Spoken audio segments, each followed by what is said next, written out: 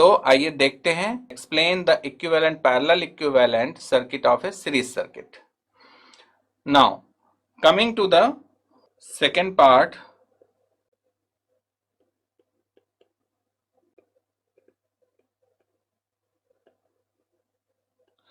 Parallel equivalence of series circuit. तो circuit diagram वही है, यहां पे जो ZS इक्वल्स टू ZP था, तो अब ये series circuit right hand side वाला गिवन है, आपको उसका पैरेलल इक्विवेलेंस फाइंड करना है। ठीक है, तो सर्किट इज सेम। अब देखिए इसमें क्या होगा, जो ZS है वो क्या है, RS plus minus JXS, where as YS equals to 1 upon ZS and this is, so इसके कॉन्जुगेट से आप मल्टीप्लाई कीजिए न्यूमरेटर डिनोमिनेटर में, आपको मिल जाएगा दिस वन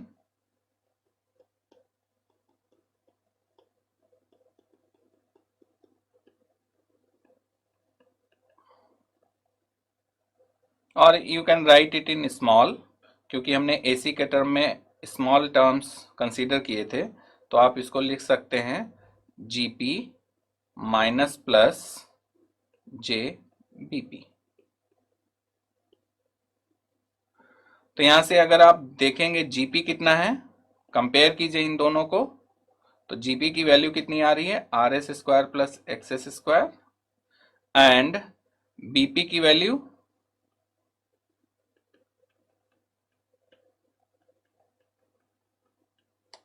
ओके।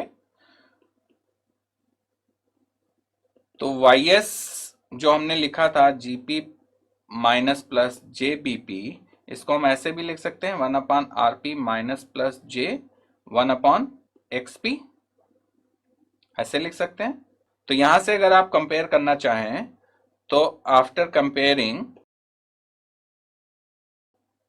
RP की वैल्यू क्या आएगी, RP is RS square plus XS square upon RS। तो इसको आप एक्सपेंड कर लीजिए, RS प्लस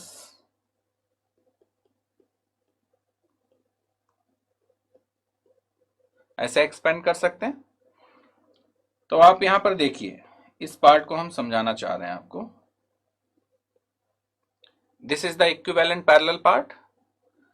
तो क्या होगा कि सीरीज में RS था और XS था, इसको आप पैरेलल में कन्वर्ट कर रहे हैं, तो यहां पे जो RS था वो value 1 plus XS square upon RS square.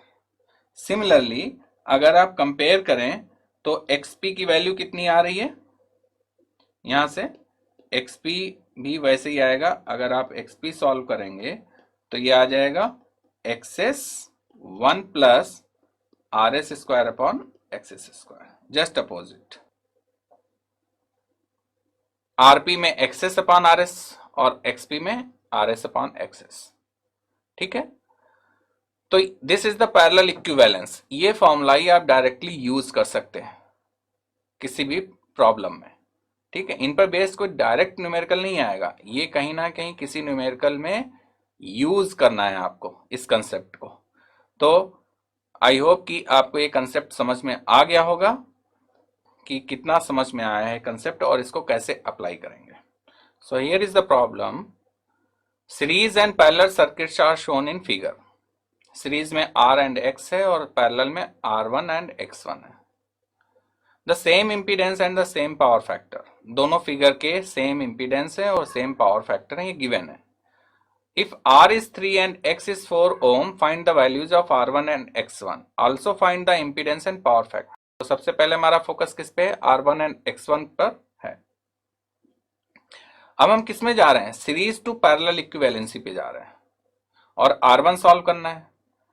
तो हमने आपको parallel equivalent of a series circuit हमने बताया था कि अगर उनके R सॉल्व करने हैं तो R1 क्या होगा, अगर R1 सॉल्व कर रहे हैं तो ये आएगा R, जो भी सीरीज का रेजिस्टेंस वो पहले आएगा। X सॉल्व कर रहे हैं तो X पहले आएगा, in bracket 1 plus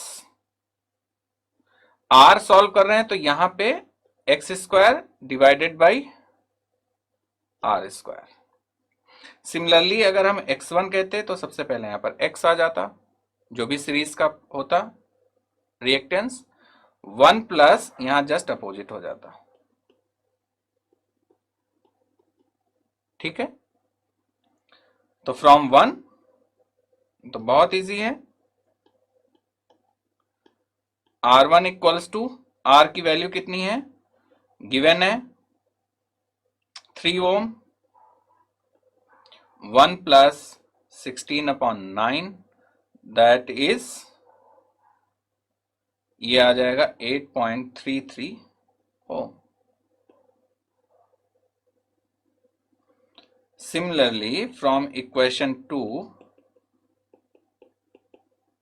x1, x है 4, 1 प्लस 9/16, यहां से इसकी वैल्यू आ जाएगी 6.25 ओम। तो हमने R1 एंड X1 तो सॉल्व कर लिए। Also find the impedance and power factor. तो इम्पीडेंस कितना होगा,